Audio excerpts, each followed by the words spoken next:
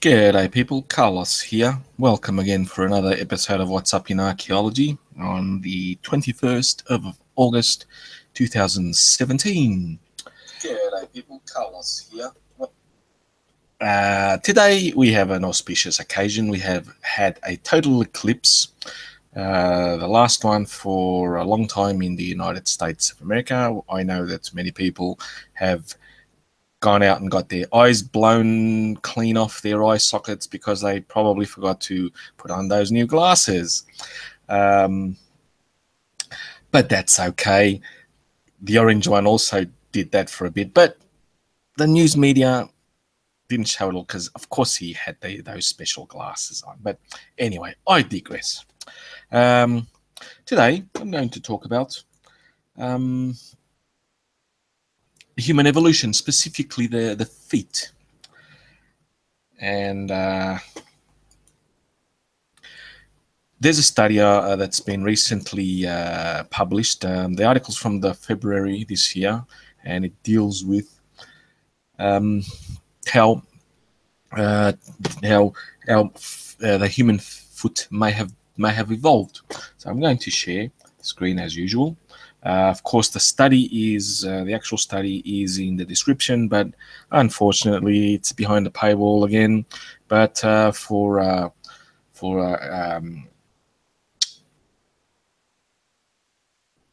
factual, I have included it in. There are possibly ways of getting around it, but I don't use those sort of things, of course not. So I'm going to share the screen, and the study is chimpanzee feet allow scientists a new grasp on human foot evolution. Excuse me. An investigation into the evolution of the human walking by looking at how chimpanzees walked on two legs is the subject of the new research paper published in March 2017 issue of Journal of Human Evolution. The description, the article, I think the study, well, at least the part that's free, that's not behind a paywall, is in the description.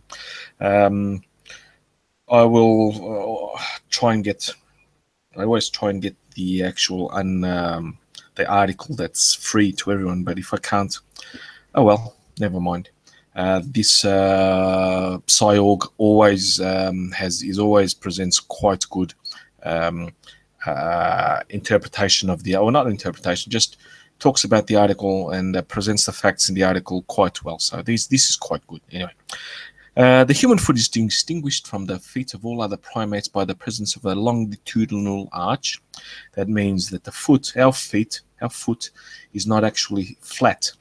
It has a sort of a bending thing. The phalanges, which are the fingers, well, not the fingers, the toes, they are curved in the middle. That's why we have sort of the top part of our foot that curves.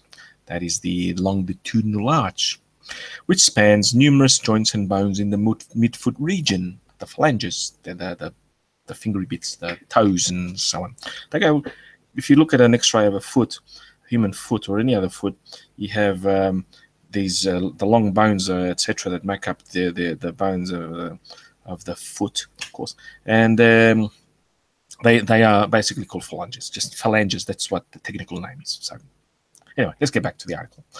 The structure is thought to be a critical adaptation for bipedal locomotion, or walking on two legs, in part because the arch is absent in the feet of humans' closest living relatives, the African apes.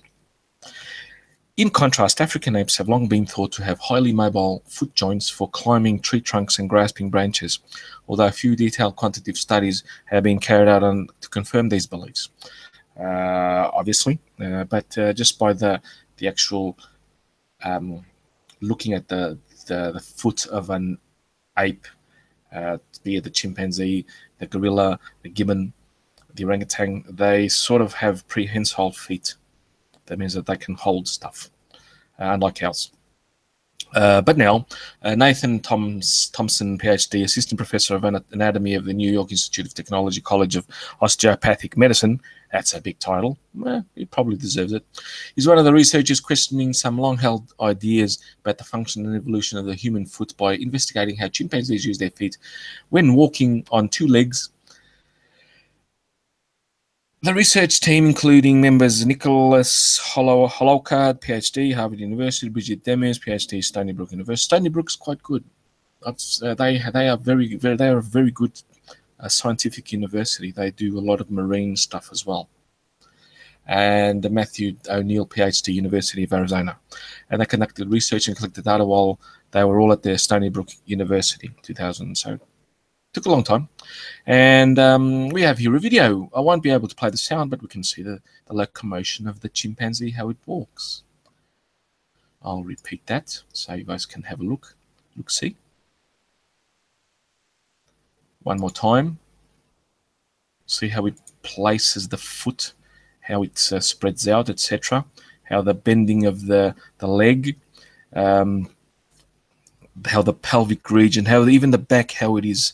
There's all these features are in play in the locomotion. So they added these dots so they could track them in a motion sensing computer. You know, more like how they Peter Jackson used those points to then make Andy Serkis into Gollum. This is used more scientifically to get the model of how they walk. So just one more time. It's always good to watch them continues. And one more time so you guys can see how it goes. Awesome.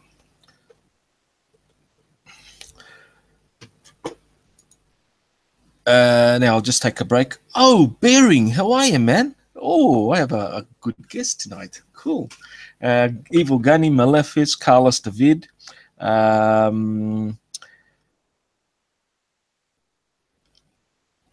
Halloumi cheese with chili is an awesome, mate.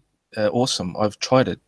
You should do it the same. Anyway, let's get back to the article. I'm being sidetracked here by a nice special guest. Thank you for coming on, guys. Including everyone. I'm not. Anyway, most research studies human evolution assume that the stark dichotomy between human and chimpanzee feet. Obviously, it's not just a stark dichotomy; it's actually anatomic. It's anatomically different. One is a rigid lever that makes walking long distances easy and efficient. Yes, that's ours. The other is for grasping device, more mobile and less effective at walking on two legs. Again, yes, because chimpanzees and gorillas and not gibbons and orangutans, but chimpanzees and gorillas, they walk on their knuckles. They are mostly quadrupeds, but they do occasionally walk bipedal.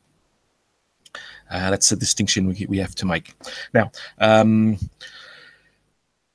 the fossil feet of early human ancestors are nearly always compared with chimpanzees' feet. Making knowledge of the foot biomechanics crucial for understanding how the human foot evolved. Yes, but Australopithecines, which are sort of the oldest direct ancestors of our lineage, already displayed the bipedal arched foot for walking long distances. Well, they were starting to display, and we have evidence from volcanic tracks where a hominin walked across a sort of a shallow muddy area, and then a volcano erupted, which can happen in East Africa. It's not unheard of. It can happen, and it then covers up those footprints and preserves them. We also have that for dinosaurs, etc. That's why we know how dinosaur, for example, Tyrannosaurus rex walked. That's just an example, and also the other quadrupedic dinosaurs. But yeah, that's just how it works. Prior to the research, we had no way, no one has been able to actually investigate whether the differences existed between human and chimpanzees in how the foot works during walking on two legs. So to find out, the research team used high-speed motion capture to measure the three-dimensional foot motion of chimpanzees and humans walking at similar speeds. They then compared ranges of the midfoot motion between species. I'll repeat the video of the chimpanzee walking. That's what they did.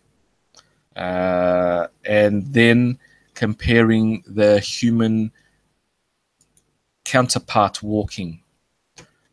Oh, how do I remove that? Oh, God damn it. I'll repeat that.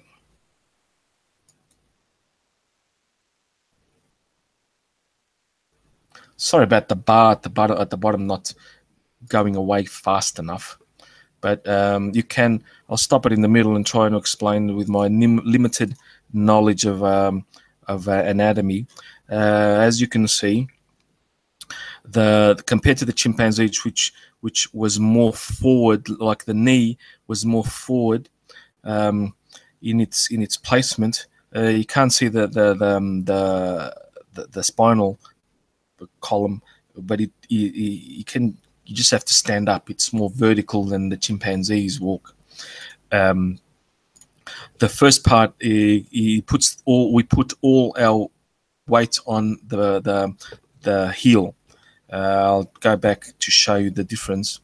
The chimpanzees, they put their foot practically flat. So that's the difference in the locomotion. The knee compared to the human, compared to us, you can see more or less at the same point. We are standing quite straight, while the chimpanzee is not quite straight. His foot, his leg is in a totally different position to a human locomotion. It's just natural, normal.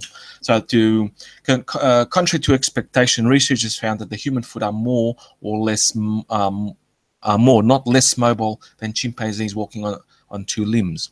So apart from our foot being more rigid, the phalanges, the toe bones, etc., are with the arched, and even how the skin holds the bones together, it moves more than, especially the ankle joint. Our ankle joints when walking are more flexible. I think that's what they're telling us here. What surprised us is the human midfoot region flexes dramatically at the end of the step as the foot arch springs back into place following the compression during weight bearing. Not you bearing. That's weight. The flexing motion is greater than the entire range of motion of the chimpanzee midfoot joints during the walking step, leading us to conclude that the high midfoot joint mobility is actually advantageous for human walking. We never would have discovered this without being able to study the chimpanzees in advanced motion capture technology, said Halaoka from the Harvard University. Of course there's not, because you can find minute movements in the camera. So that's a tool that should be used and is being used.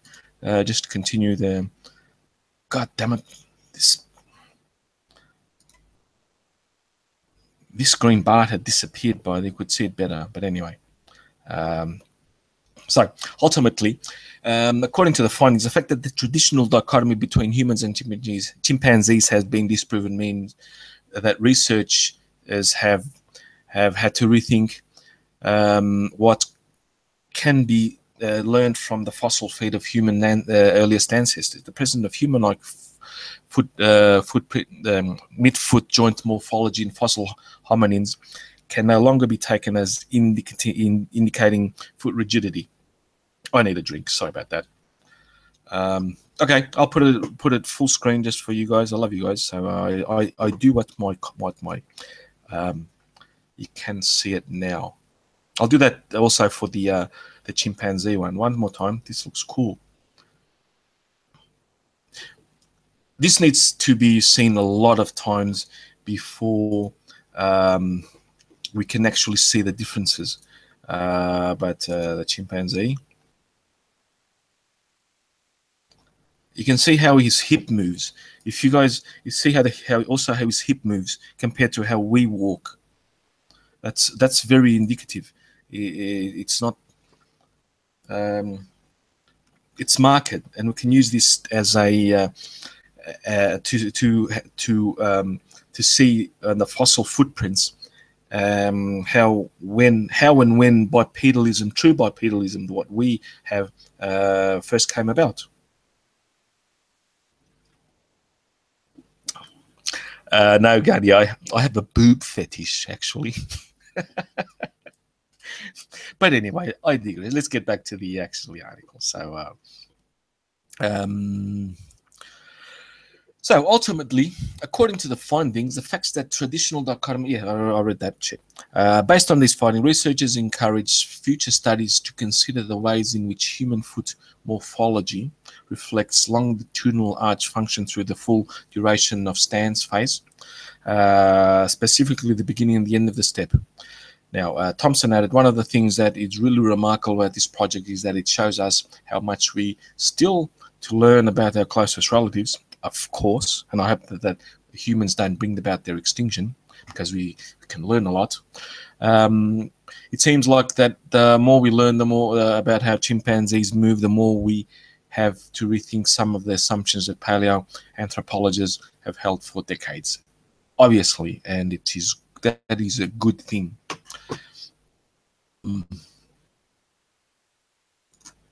So to basically sum up, the first true ancestors of ours that we can consider the lineage more or less outside of the Homo lineage, Homo sapiens, Homo etc., Homo erectus, Homo heidelbergensis, which that lineage of our species were the sorry, I need a drink. My tongue's not going well. The Australopithecines, possibly, and they were the direct our direct ancestors. But we have seen, and I think I've shown in my past my past programs that even the Paranthropus bozii, etc., Paranthropus bozii, who was called the Nutcracker man, but he was lived more or less contemporaneous with the Australopithecines, but he was purely vegetarian, more like comparing this comparison of the gorillas and the chimpanzees, because Paranthropus were heavily built like the gorillas, while the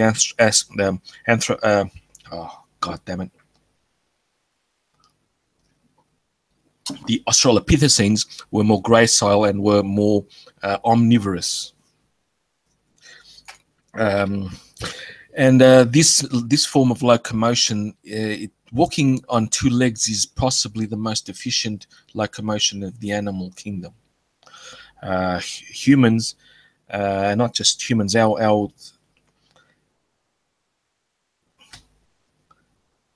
I'll answer that in a little while, Gunny. Can I spend a bottle? Of course, you can spend a bottle of good whiskey in Portugal. We have them all. I have in my dispensary a Glenfiddich 18-year-old, a Glenlivet 18 years old. That's as highest as I can afford. I also have what's it called? Two Monkeys, I think it's called. Apt. I can send. Can you send? Yeah, you could, but you don't need to, man.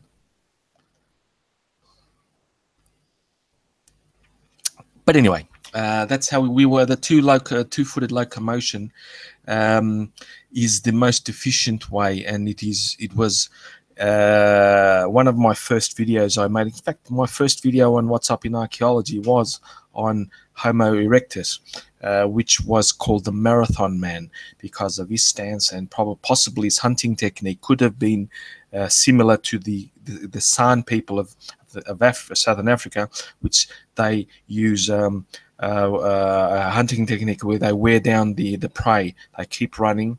We sweat and other mammals don't. So we can cool off, especially in African and highly high areas which are high heat, like in Africa, obviously. We have an advantage of running in the broad daylight. They don't. So that is basically one of the advantages that we have compared to other. And that's why we became one of the apex, and we are the apex hunters at the moment. Now, continuing the mold, because I finished this article basically, but because it was a bit too short, I'm going to sort of bring back something that I talked about in another stream with Modwayne about alcohol. No, it's not Homo erecticus. Possibly we are now Homo erecticus, but no. Amorphous, you actually used the correct term of a subspecies, Homo erotica maximus. There could be Homo erotica minimus, Homo erotica sideways, and so on. So yes.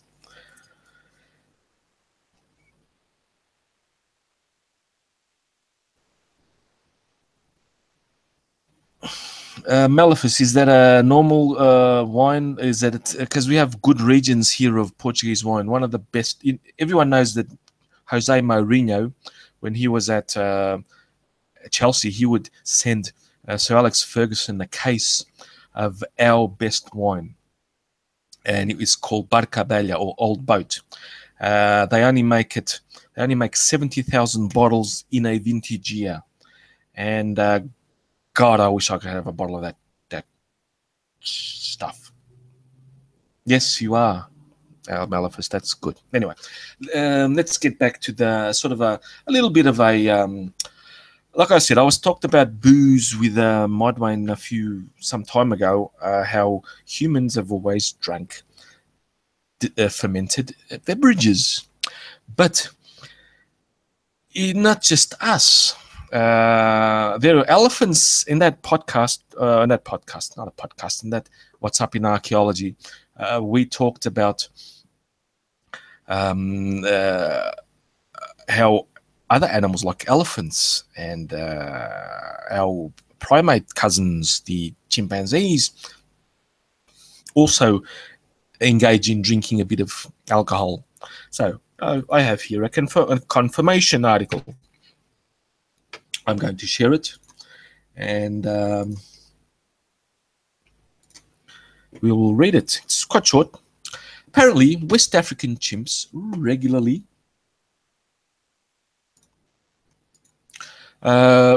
drink alcoholic palm sap. I'm not surprised by that, by the way, because this is a little bit different from eating overripe fruit. The observations of over 17 years is from the Smithsonian Institute. It's reputable. Humans aren't the only animals that like to have a regular imbibe. Fruits and other sugary wild foods can naturally ferment enough to bring a buzz. There are plenty of anecdotes and some small studies of animals that drink. Yes, there are. And as David Attenborough has shown on many of his great series of Life on Earth, etc., showing elephants and baboons, etc., completely sloshed.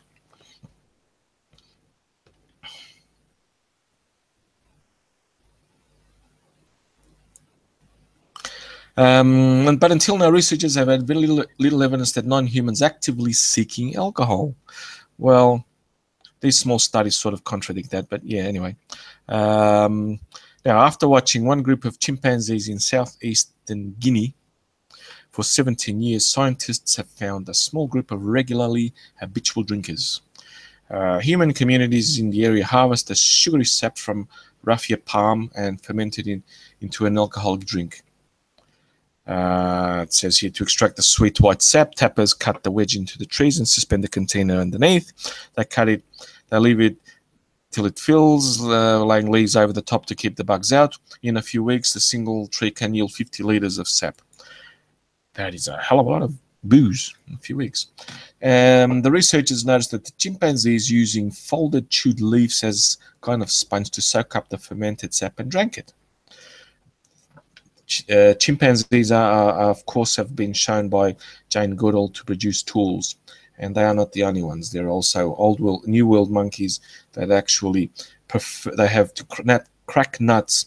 They actually have their favorite rock, and that is a tool.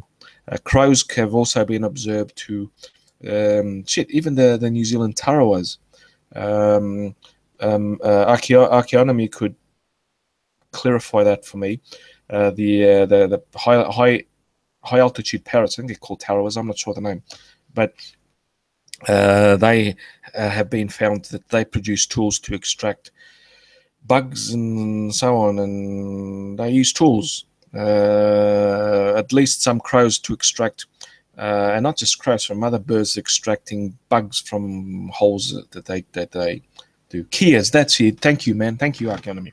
I couldn't remember the name, but yes, Keas. Yes, they were bloody smart.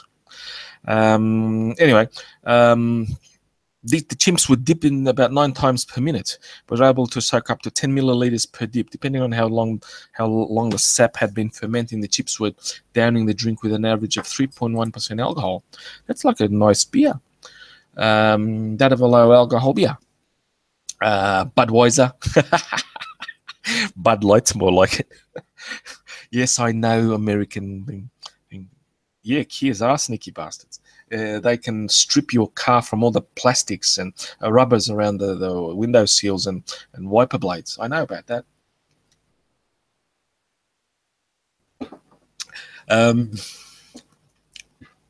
Not all of the troop members did this, though. Only 13 out of the 26 chimps the researchers observed would drink the palm sap. Also, while habitually it wasn't exactly frequent. Over 17 years, the researchers recorded 20 drinking sessions, when more than one individual partook in 51 drinking events, which they defined as an individual drinking and includes those that took place during a session. So possibly parties. Could this be the evidence of a birthday party or some sort? Because it's not habitual. Well, it is habitual, but it's over 17 years with 20 drinking sessions and 51 drinking events. So I'm shit at the maths, but I don't know how frequent that is. That's what I do. No, I'm not that drunk. No. Anyway, previously the different research team watched tree shrews that scampered about the Malaysian rainforest, sipping fermented nectar from another type of palm tree. See, it's another animal. Tree shrews. That they weren't sure if the little mammals were actually getting a buzz. These chimps might be, samples report. Well, if you drink enough of an alcoholic beverage, you will notice that you will become your behavior changes, and of course they will notice that. Kimberly Hocking, the author of the study at Oxford Brookes University, said that they were not sure. They could not be sure if the chimps got drunk, but said that amounts they consumed were enough to elicit behavioral changes in humans. So unless the digestive, or even the chimpanzees have a liver that instantly changes alcohol into sugars, then, well, let's look at this video. There's no sound. I apologize for that. But let's have a look at it. I haven't seen this. So he's dipping is opening up those sap things, and is getting the drink with the leaves and so on. So he's tasting it. I'll put it big screen. So he's using the tool, he's using the leaves, and he's sucking he's using it as a sponge. This is tool use. We can extrapolate that to the early. Enjoy my search results. We can extrapolate to the early split between our lineage and that of the apes, which I talked about last week. And interestingly enough, I got demonetized for that video. I did get it back, but now I don't feel guilty about saying my tame ass channel is safe. No, shit, they got me for talking about archaeology, and that's just bloody.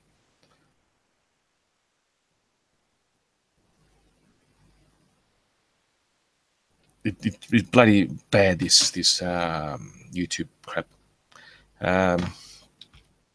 So yeah, the chimpanzees and other primates love to drink. So so basically, I've finished the two articles. This one I'm going to link it, of course, in the description. And are there any other links? No. By the way, the video that I showed, the male, his name's Foaf, F-O-A-F, and yes, Maleficus, exactly. Science is against the Google rules. They're going back to flat earthers, man. There's so many flat earthers in this.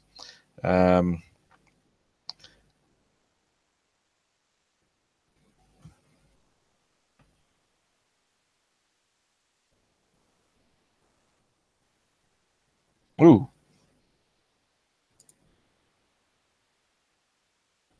Well done, Keanu. Thank you, man, for taking that crap out of my channel. Anyway, we could end it here. If anyone wants to help me, and that is in VidMe, I'm having a bit of a problem. It's more of a quandary, actually. My videos go on longer than half an hour.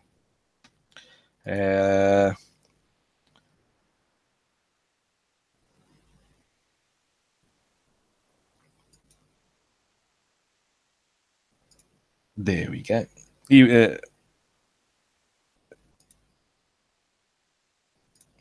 won't be coming back on Keanu. Cheers, man. Anyway, I want to put my videos on VidMe, but I have a problem. I need to be verified to have videos over 30 minutes, and my video, I can't upload any of my videos because they are more than 30 minutes. And to be verified, I need to have videos in my or 1,000 followers. I don't care about the followers, even if I have only 10 or 20 or 1 or 2 followers, it's enough. But if anyone knows how I can go around that, or if there's any other or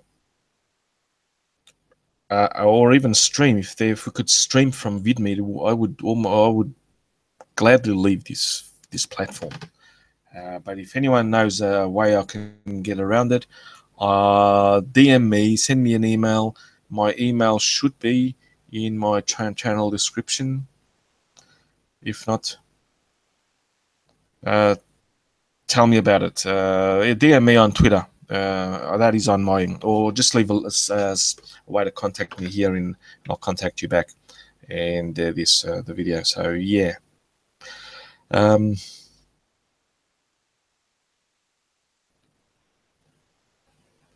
Yeah, Maleficus, I will try that. I'm just getting everything ready. That's one of the ways I am, one of the means to do that. I am going to contact them. Yeah, but first I want to get everything correctly done. I don't want to rush in. So for now, I'll stay with this, but then I will upload to VidMe and all other platforms. Anyway, guys, thank you for coming on, and god damn it, I'm already attracting trolls. Whoa. If Bering's listening, cheers, man. You're one of the big guys. Thanks for dropping into us little minions, us minnows, not minions, minnows. I'm a minnow, not a minion. And thank you for coming along. And sorry, how are you, Sharon River? Morning on your part, it's evening on my part. So I will end it here. There's nothing really else to talk about. Next week, I'll see if there's some other nice article about, because I'm enjoying these sort of variations on just archaeology. This is archaeology, but it's more on biology and mechanics and anatomy, and even I'm enjoying it, even though it's not basically my field of expertise. I'm more actual hominins, our direct ancestors, and pure archaeology. But anyway, thank you all for coming along, and thanks, Beering. Like the video so I can get views, man. I gotta at least push my stuff. So cheers, man, and good night, everyone, and good morning to the Australian side of the world. So cheers, guys.